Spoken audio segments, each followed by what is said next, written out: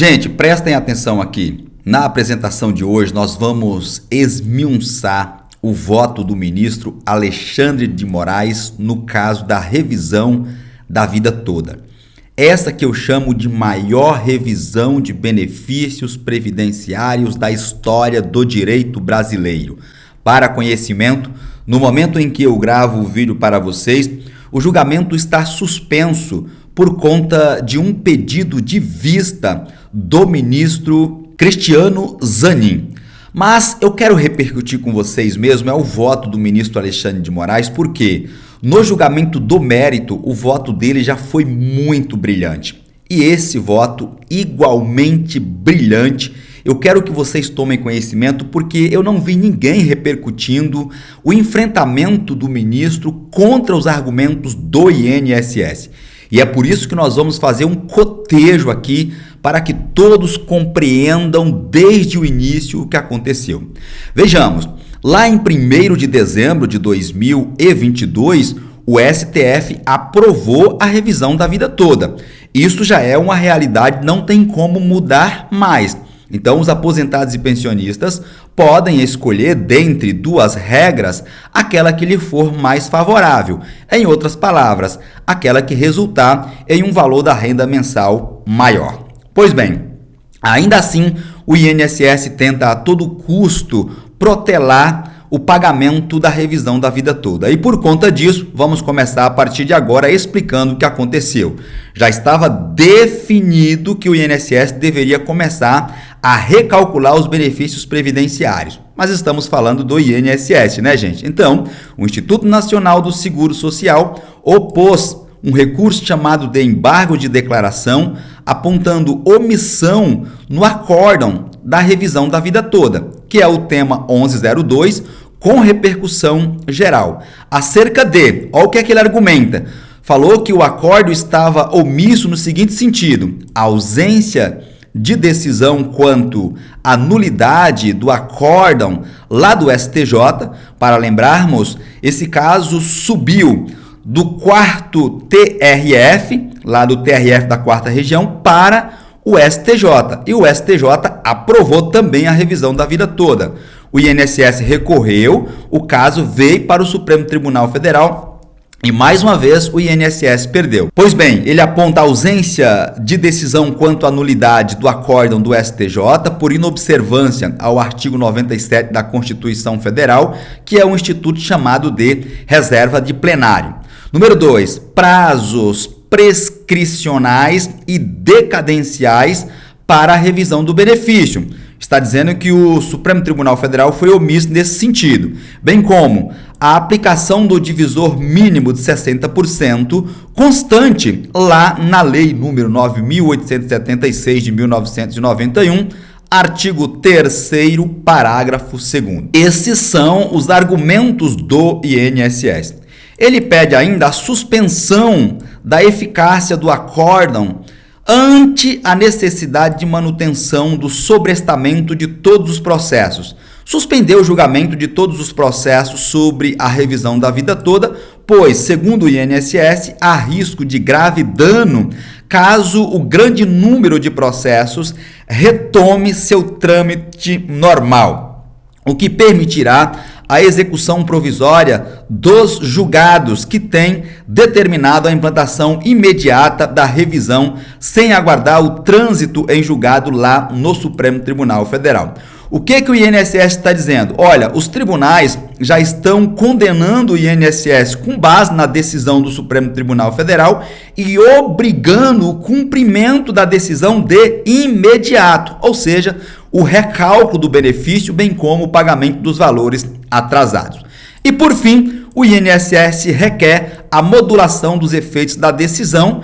Passo à análise das omissões apontadas pelo INSS, diz o ministro Alexandre de Moraes.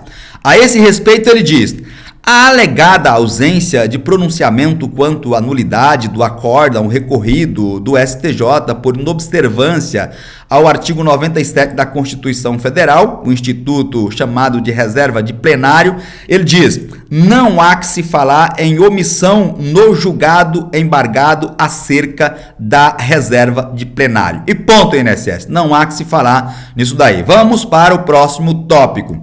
Prazos prescricionais. A decadência para a revisão do benefício. O INSS pediu isso aí, lembram-se?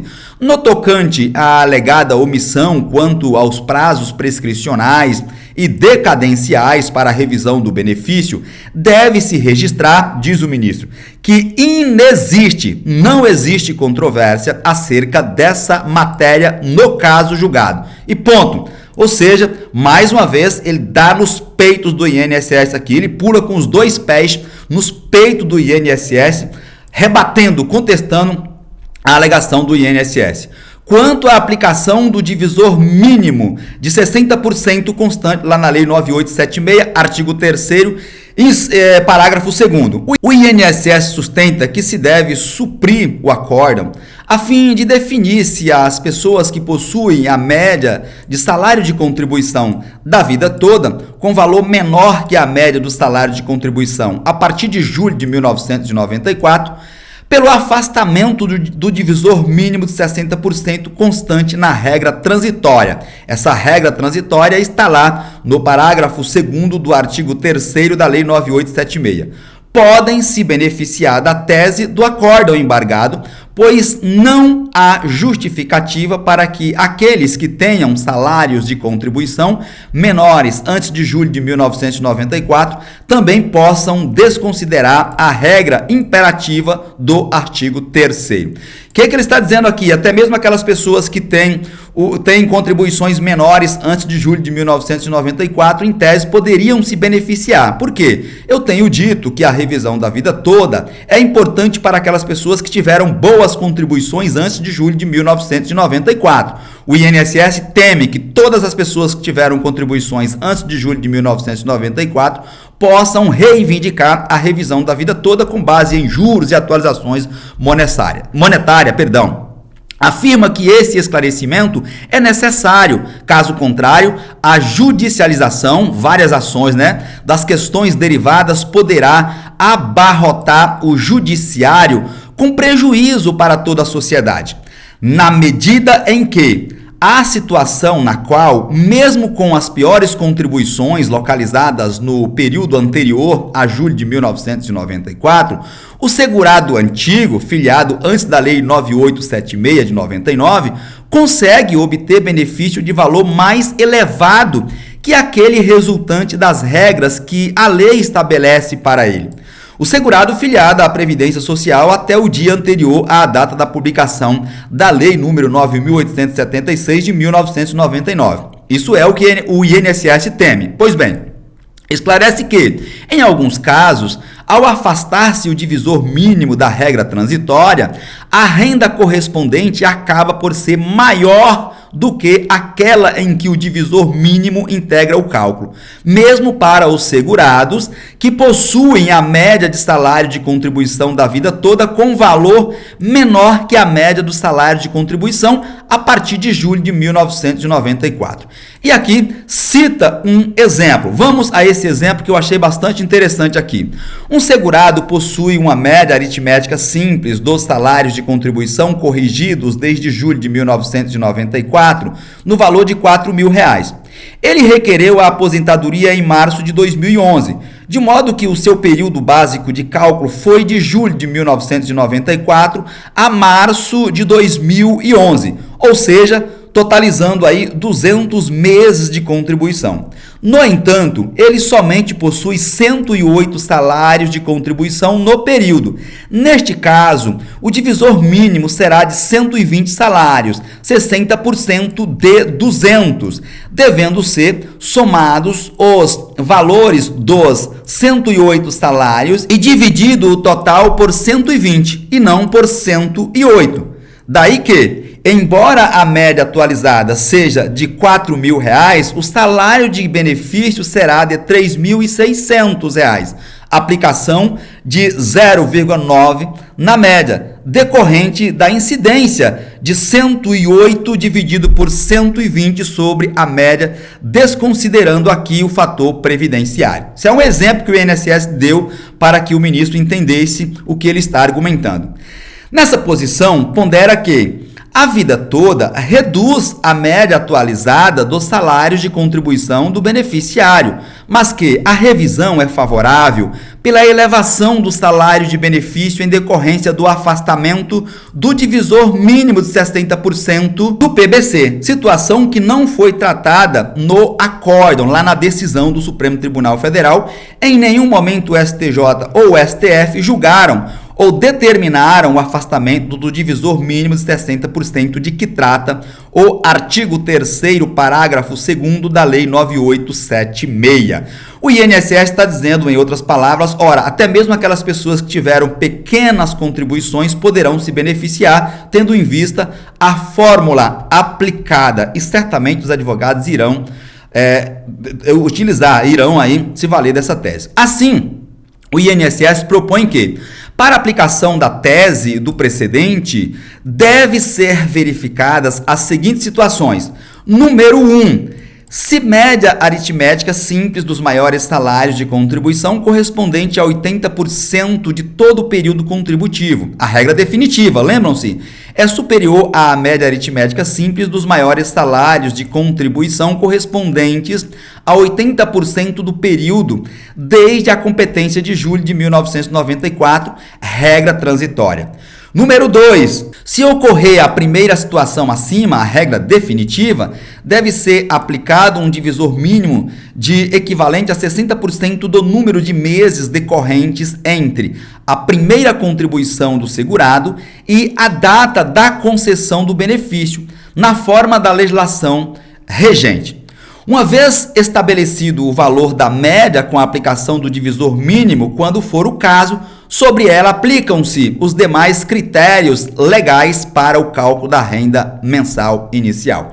Os dois pedidos que o INSS faz aqui para que sejam modulados. Ou seja, o INSS pretende que o STF esclareça um momento específico para a aplicação da tese lá da revisão da vida toda. Se no momento do primeiro caso acima ou no momento do segundo caso aqui. Neste recurso, diz o ministro, debateu o seguinte, se prevalece a regra definitiva, lá do artigo 29 da Lei 8.213, ou a regra transitória da Lei 9876 para os segurados que ingressaram no regime geral de previdência social antes da publicação dessa última norma, dessa lei aqui, ó, lá em 99, tendo em conta os diferentes períodos de contribuição considerados por ambas as normas para o cálculo do benefício. E aqui ele cita o artigo, não vou repetir porque é artigo de lei, artigo 29, incisos 1 e 2. Aí ele diz, eis o teor da regra transitória. Aqui ele cita a regra transitória. Aqui a regra definitiva, artigo 29, artigo 3º, regra transitória, lei mais moderna. Pela regra transitória, prevê o divisor mínimo de 60% em questão. Logo, temos duas regras, a permanente, do artigo 29, e a transitória, do artigo 3º da Lei 9876. No julgamento do recurso, o Supremo Tribunal Federal decidiu que o segurado que preencheu as condições para o benefício previdenciário após a Lei número 9.876 de 99 e antes da reforma da Previdência, a emenda constitucional número 103 de 2019, que tornou a regra transitória definitiva, não temos mais duas regras, todas são definitivas, tem o direito de escolher, de optar pela regra definitiva, conforme o Supremo Tribunal Federal entendeu. Inclusive determinou que aplica-se às normas vigentes ao tempo da reunião dos requisitos, do preenchimento dos requisitos de aposentadoria, passagem para a inatividade, para o cálculo da renda mensal inicial, e que deve-se observar o quanto mais favorável, ou seja, o benefício mais favorável àquele que resultar em um maior valor. Ou seja, ficou claro, diz o ministro, que para alguns segurados a regra transitória é prejudicial e, assim sendo, tem direito de escolher, de optar pela regra definitiva. Logo, não há omissão apontada pelo INSS. Logo, não há omissão apontada pelo INSS a respeito desse quesito, desse tópico. Perfeito? Limitação do alcance da tese a situações similares ao caso concreto. Veja, o INSS sustenta que o recurso não se manifestou sobre a limitação, né? A decisão do Supremo Tribunal Federal não se manifestou sobre a limitação do alcance da tese nos demais benefícios previdenciários. E aqui ele cita que o artigo 29 já elenca todos os benefícios do artigo 18 da Lei 8.203 de 1991. No caso, o autor dessa ação, desse recurso que foi parar no Supremo Tribunal Federal, preencheu os requisitos para se aposentar na vigência da lei de 99 e teve o cálculo do seu benefício efetuado de acordo com a regra permanente, lá do artigo 29 da Lei 8.213, ou seja, com base na média das 80% maiores contribuições. Todavia, por ter ingressado no regime geral de previdência social antes daquela lei de 99, foram computadas suas contribuições pela regra de transição, isto é, de todo o período contributivo após julho de 1994. Por isso, ele pleiteou que fossem consideradas as contribuições de todo o período contributivo por lhe proporcionar um benefício maior, um benefício mais vantajoso. E aí ele diz mais uma vez: logo, ausente a omissão indicada pelo INSS. Vejam que é só lapada no INSS. E a partir daqui são as modulações. Ele trata da modulação dos efeitos da decisão. A esse respeito nós já gravamos, já temos vídeos anteriores, 2 ou 3 aqui no canal. Mas se ainda persistirem dúvidas a respeito da modulação, eu posso gravar um novo vídeo. Apenas para registro, eu vou trazer aqui para vocês o que consta do resumo do voto do ministro a respeito da modulação, tá? Então gravamos o vídeo até a modulação, porque eu já tinha produzido conteúdo sobre a modulação, que ele diz: acolho em parte os embargos de declaração unicamente para modular os efeitos da tese da revisão da vida toda, modulação dos efeitos da decisão para excluir do entendimento revisão de benefícios previdenciários já extinto e excluir a revisão retroativa de parcelas de benefícios já pagas e quitadas por força de decisão já transitada em julgado. Aplica-se às próximas parcelas a cláusula rebus sic stantibus para que sejam corrigidas observando-se a tese fixada no caso a partir da data do julgamento do mérito, que ocorreu em 1º de dezembro de 2022. Julgamento suspenso, e agora eu quero que você escreva aí abaixo nos comentários se você entendeu as minhas explicações até aqui, e aproveito a oportunidade para te convidar a se inscrever no canal, ativar o sininho das notificações, a fim de que você seja avisado todas as vezes que fizermos uma nova publicação com assuntos importantes, como foi o caso do tema que eu acabei de te apresentar. Do mesmo modo, deixa o seu like, o seu joinha para o YouTube entender que aqui nós tratamos de assuntos importantes para a sociedade. E por fim, compartilhe o vídeo em suas redes sociais e grupos de WhatsApp, a fim de que possamos informar e, por consequência, ajudarmos ao maior número de pessoas possíveis. Um forte abraço e eu te vejo na minha próxima apresentação.